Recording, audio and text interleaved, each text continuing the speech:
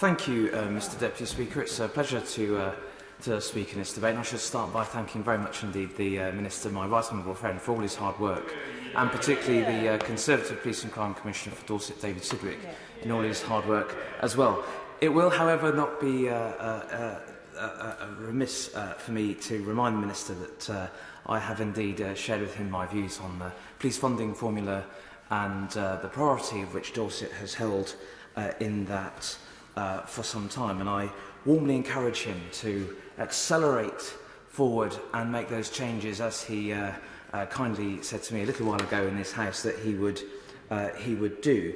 Because for me, Mr Deputy Speaker, I do feel there is a bit of an assumption within the government that Dorset is a wonderful place, of course, which it is, but it's full of rolling green hills and chocolate box sort of villages and so on like that. But there are many difficulties in Dorset of which we have to contend with as well. Dorset is an importer of serious and organised crime, including county lines drug gangs which use our rail networks to get into West Dorset.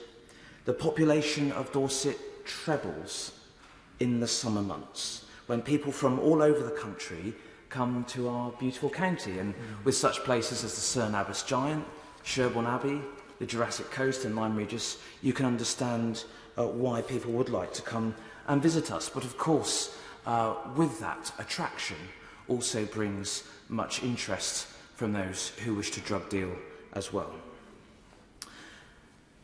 Added to these things, Mr Deputy Speaker, the demand, which is measured by the crime pressure, which is calculated using the severity of crime against the number of officers per force, it is important to note that Dorset is right at the top and 3 times the national average of demand.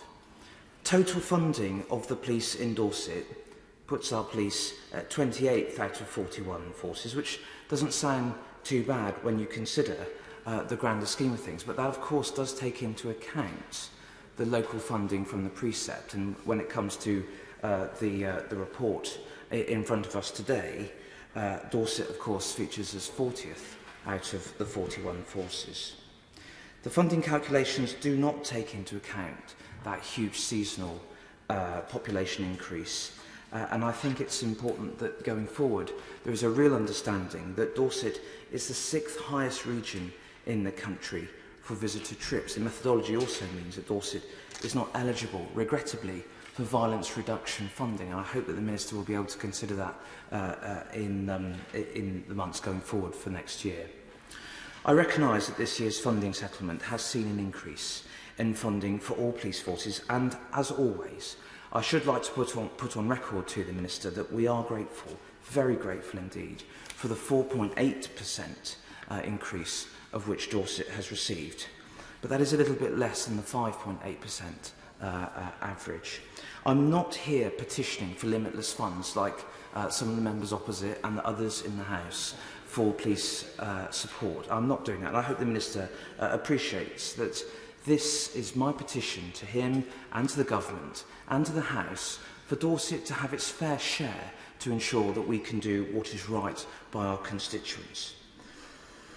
Our Police and Crime Commissioner, David Sidgwick, and the Chief Constable do have impressive plans to tackle the drug issue in Dorset, along with others.